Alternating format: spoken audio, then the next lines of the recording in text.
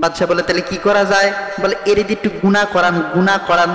কারণ মুসলমান গুনাহ করলে তার ঈমানি শক্তি কমে, গুনাহ করলে ঈমানি শক্তি কমে, গুনাহ ছাড়লে ঈমানি শক্তি বাড়ে। হযরত ওমর খুতবা দিতেছেন। হযরত ওমর এমন এক মানুষ ছিলেন যার জিন্দেগিতে কোনো গুনাহ ছিল না। কারণ সাহাবা আজমাইন মাহফুজ, তাদের দিলের শক্তি এত বেশি ছিল যে অনেক দূরে যুদ্ধ করতেছে। সারিয়া কাল জাবাল, এই সারিয়া, পাহাড়ের পিছনে শত্রু আছে। সাহাবা আজমাইনের সামনে উনি খুতবায় মিম্বরে দাঁড়ানো, উনি এই কথা বলতেছেন। হঠাৎ করে খুতবার মাঝখানে সারিয়া কাল জাবাল, ওই জায়গার লোকরা ওই কথাটা স্পষ্ট শুনছে। যুদ্ধ থেকে যখন আসছে জিজ্ঞেস করলো, সারিয়া তোমাকে যে আমিরুল মুমিনিন বলছিল, ইয়া সারিয়া কাল জাবাল শুনছিলে কিনা? তোমাকে আমিরুল মুমিনিন বলছিল, ইয়া সারিয়া কাল জাবাল তুমি শুনছিলা? বলে স্পষ্ট শুনছিলাম। সুবহানাল্লাহি ওয়া বিহামদি। মুসলমানের কলবের শক্তি হয় গুনাহ ছাড়লে। বলেন, মুসলমানের কলবের শক্তি গুনাহ ছাড়লে বাড়ে, আর মুসলমানের কলবের শক্তি গুনাহ করলে কমে। তো দুই ভাই কবরে চলে গেছে, পরে তাদেরকে ফালাই দিছে। ছোট ভাইরে বলতেছে এর একটু গুনাহ করান। বলে কি গুনাহ করাইবা? আমার একটা মেয়ে আছে, এই মেয়ের সাথে এর জিনা করায়া দেন, সুযোগ করে দেন। আমার মেয়ে একটা আছে, এর সাথে এর জিনা করায়া দেই। বাদশা বলে তাহলে যাও, 40 দিন সময় তোমারে দিলাম, তুমি যদি এই যুবক রে দিয়া গুনাহ করাইতে পারো, এই জোয়ান রে দিয়া যদি তুমি গুনাহ করাইতে পারো, তাহলে তোমার জন্য পুরস্কার আছে, পুরস্কার। বাদশার এই কথা শুনে মন্ত্রী তার মেয়েকে দিয়া জোয়ান রে এক ঘরে তালা আটকাইছে, তালা আটকাই দিছে। মুসলমান, তোমার আর আমার ঈমান কিন্তু 5 টাকায় বিক্রি হয়, আপনার আর আমার ঈমান 5 টাকায় বিক্রি হয়, 1000 টাকায় বিক্রি হয়। যদি বিক্রি নাই হইতো, আল্লাহর রাসূল বলতো না ওয়াকাতাতুর রিহমি ওয়া হুকমাল বাইঈ, বিচার বিক্রির আমল আসবে, রক্ত, মানুষের রক্ত প্রবাহিত করার আমল আসবে। তাহলে মুসলমানের ঈমান যদি টাকায় বিক্রি না হইতো, এই হাদিস রাসূল কোনোদিন বলতেন না।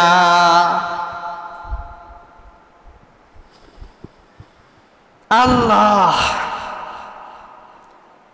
তাহলে হযরত ওমর এর কথা শুনছেন, সাহাবা আজমাইনের কথা শুনছেন।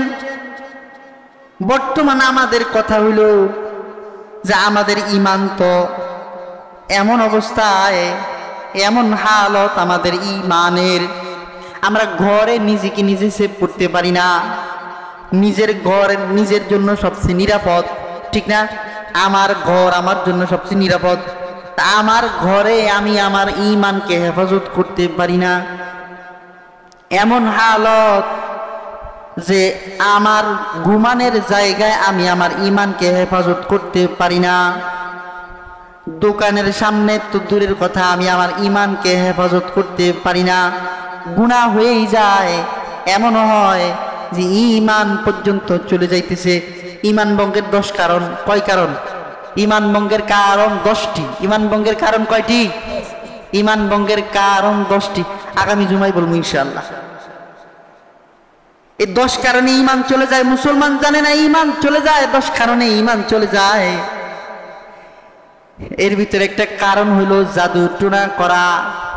বলেন তো, আমাদের সমাজে যে সমস্ত কবিরাজরা আছে, কয়জন জাদু টোনা থেকে মুক্ত?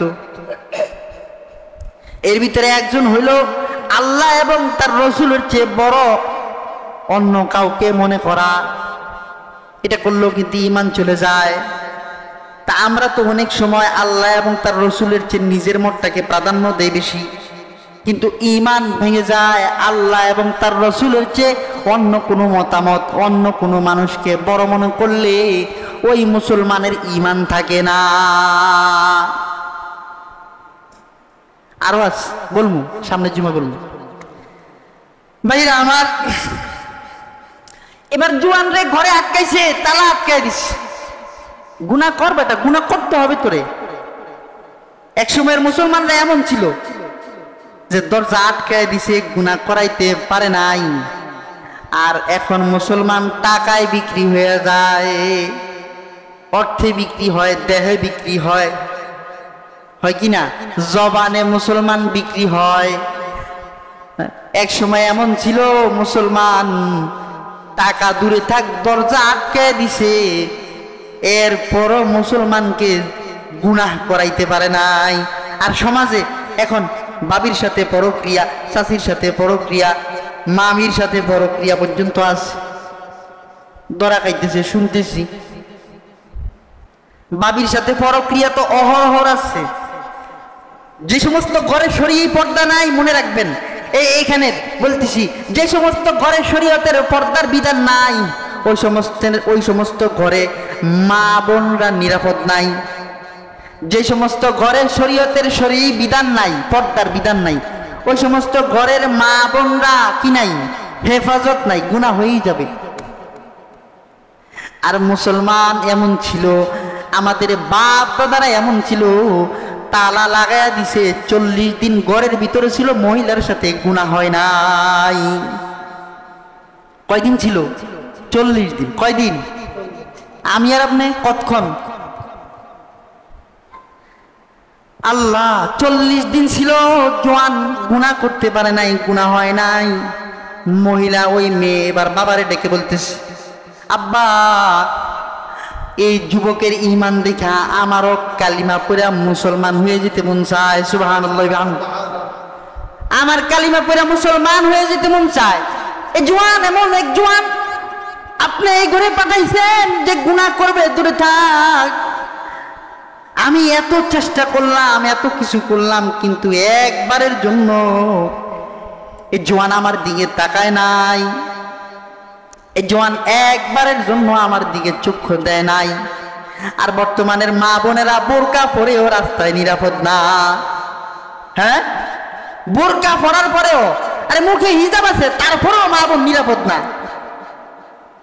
আর উলঙ্গ মহিলা 40 দিন সামনে ছিল, 40 দিন সামনে ছিল উলঙ্গ মহিলা, কিন্তু একবারের জন্য নজর দেয় নাই, একটা বারের জন্য তাকায় নাই। আব্বারে বলতেছে, আব্বা, আমি কালিমা পড়া মুসলমান হয়ে যাইতে চাই, আমি মুসলমান হয়ে যাবো আব্বা। রাত্রিবেলা বাবা চিন্তা করলো, এদেরকে আর এখানে রাখা যাবে না। ওইদিকে বাদশাহ জিজ্ঞেস করছে, 40 দিন হয়ে গেছে, কি খবর, কি অবস্থা? মন্ত্রী বাদশাকে বলে, বাদশাহ নিজের 2 ভাইকে আগুনের খড়ে যেতে দেখছে, আগুনে জ্বলতে দেখছে, তেলের উপরে বাসতে দেখছে, মাথা ঠিক নেই, পাগল হয়ে গেছে। এর একটু ঘুরান দরকার, একটু সুযোগ দেন, অনুমতি দেন, আমার মেয়ে সহ একটু ঘুরতে যাক। মন্ত্রীর কথায় বাদশাহ রাজি হয়ে গেছে। বাদশাহ মন্ত্রীরে বলছে, যাও, ঠিক আছে, এর ঘুরতে পাঠাও, বাহিরে পাঠাও। রাত্রিবেলা মা মেয়ে আর ওই ছেলেকে বের করে দিছে। রাত্রিবেলা, রাতের আধারে বাবা বলতেছে, এই দেশে আর থাকা যাবে না, পলায় যাও। বাহির করে দিছে রাত্রিবেলা। ছেলে বলতেছে, তুমি এখনো আমার বিবাহিত স্ত্রী না, তুমি আমার পিছু থাকো, আমি সামনে থাকবো। হঠাৎ করে দেখতেছে 2 জন নজওয়ান ঘোড়ার সাওয়ার, তখন তো ঘোড়ার গাড়ি, ঘোড়ার উপরে সাওয়ার 2 নজওয়ান আসতেছে। সামনে আসলে দেখতেছে তার ওই 2 ভাই আসতেছে, যেই 2 ভাইকে তেলের কড়াইয়ে ভাত ছিল, ওই 2 ভাই আসতেছে। বলছে, ভাই তোমরা কেমনে আসলা? বলে, আল্লাহর হুকুমে আসছি, আল্লাহর হুকুমে আসছি। বলে, ভাই আমরা শহীদ হইয়া যেই মর্তবা অর্জন করলাম, যেই মর্যাদা অর্জন করলাম, তুমি গুনাহকে ত্যাগ করে আল্লাহ পাকের কাছে এর চেয়ে কয়েকশো গুণ বেশি মর্যাদা অর্জন করছো। এই হইল আমাদের বাপ দাদাদের, মুসলমান আমাদের যারা আগে ছিল তাদের হালত, তাদের অবস্থা ছিল এই। আর আমাদের অবস্থা কি? আমাদের অবস্থা তো হইল যে আজকে আমি আপনি নিজের কাছে নিজে নিরাপদ না, নিজের কাছে নিজে নিরাপদ না। ভাইও ঈমানকে ঠিক করি এবং গুনাহ মুক্ত জিন্দেগি গঠন করি। গুনাহ মুক্ত জিন্দেগি গঠনের মাধ্যমে দিলে নূর পয়দা হয়। কি পয়দা হয়? নূর পয়দা হয়। আমরা যেমন দুনিয়ার খানা খাইলে শরীরে শক্তি পয়দা হয়, গুনাহ মুক্ত জিন্দেগি গঠন করলে দিলে নূর পয়দা হয়। আর গুনাহ যুক্ত জিন্দেগি গঠন করলে দিল কালা হয়। দিল কালো হয়, দিলে গুনার বাসা বাঁধা যায়। আল্লাহর পরিচয়, রসুলের পরিচয় তখন সামনে থাকে না। কি করবেন? আজকে থেকে ঘরে ঘরে শরীর পর্দা কায়েম করবেন। করবেন তো ইনশাআল্লাহ? ঘরে শরীর পর্দা কায়েম করতেই হবে। যে সমস্ত মুসলমানরা ছেলেদেরকে বিয়ে করানোর পরে একত্রে খাওয়ার চিন্তায় ছেলের বউ দেওয়ার দেখা করার সুযোগ করে দিতেছেন, 100% এই যে গুনাহ হচ্ছে, এই গুনার একটা ভাগ বাবা মার আমলনামায় পৌঁছে যাবে, পৌঁছে যাবে, পৌঁছে যাবে। আপনাকে শরীয়তে কথা বলে নাই যে তুমি বিয়ের পরে একসাথে মিল্লামিশা খাও, পর্দা, ঈমান, ইসলাম, তরবিয়ত সব জাহান্নামে যাক, এটা বলে নাই শরীয়ত।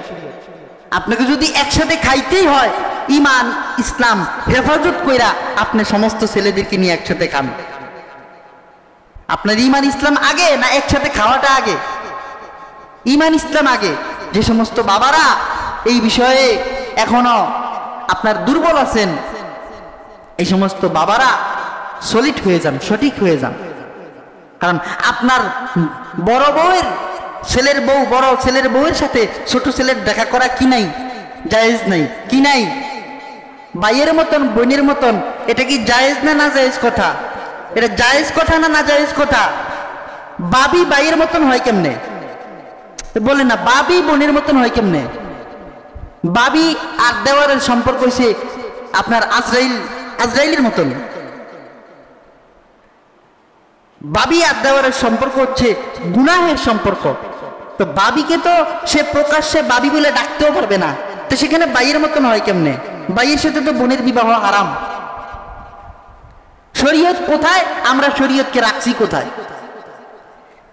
এমনও বাবা মা আছে সমাজে, এমনও বাবা মা আছে যাদের ছেলেমেয়েরা আলেম সমাজ, মাদ্রাসায় পড়ছে বা টুকটাক পড়ছে বা দিনী লাইনের বুঝটা বুঝছে, তো ছেলে যদি বলে আব্বা শরীয়তের স্বার্থে আমরা একটু সেফটি থাকতে চাই, বাবাই ছেলেরে বলে তুই আমার চেয়ে বেশি বুঝো, তুমি আমার চেয়ে বেশি বুঝো। ও সমাজ তারে আবার বলে, বাবা দোকানের কাছে আইসা বলে ছেলের ব্যাপারে বদনাম, সমাজ বলে হেরে জিগাইন হে আমনের পেটের তো হইছে না আমনে হের পেটের তো হইছেন। আচ্ছা শরীয়ত কি কারো ফ্যাটের কথা? শরীয়ত কারো ফ্যাটের তো হইলে কেউ বেশি বুঝে? হ্যাঁ, আমনে আমার পেটের তো হইছেন অথবা আমি আপনার পেটের তো হইছি, তো এমন নেই বলে আমি আপনার পেটের তো হইছি এই কারণে আমি শরীয়ত বেশি বুঝি, এমন কিছু আসেনি। শরীয়তে এমন কিছু আছে তৈলে? আরে ভাই, শ্বশুরের খেদমত করবে বউ, এই কথাগুলো জানা দরকার। শ্বশুরের খেদমত করবে, কতটুকু করবে শরীয়তে বিধান আছে না নাই? আছে, এর বেশি করতে পারবে না তো। এই কারণে আমরা আমাদের ঘরগুলাকে হেফাজত করি, পড়ি আমিন। আমাদের ঘরেই সর্বপ্রথম গুনাহ, আমাদের ঘরেই সর্বপ্রথম কি ভাই? গুনাহ। আমাদের বাবিরা ঘরে 1 নাম্বার গুনাহ, আমাদের বাবিরা ঘরে 1 নাম্বার, কথা কইতে ইচ্ছা করে না, আমাদের বাবিরা ঘরে 1 নাম্বার কি? সন্দেহ আছে নাকি কোনো? আমাদের বাবিরা ঘরে 1 নাম্বার গুনাহ। তা আমি তো সকালবেলা উঠে বাবিরে বলতেছি বাবি নাস্তা দেন, তো সকালবেলা উঠে আপনি কি করছেন? গুনাহ করছেন না সওয়াব করছেন? বাস। আল্লাহ আমাদেরকে হেফাজত করুক, পড়ি আমিন। আল্লাহ আমাদেরকে বুঝ দান করুক, পড়ি আমিন। ভাই রে, আমার সর্বশেষ কথা, ও ভাই, ভালো থাকলেও মরে যাবেন, খারাপ থাকলেও মরে যাবেন, সুখে থাকলেও মরে যাবেন, দুঃখে থাকলেও মরে যাবেন, গুনাহ করি মরিয়েন না। আমরা গুনাহ করে মরবো না ইনশাআল্লাহুল আজিজ।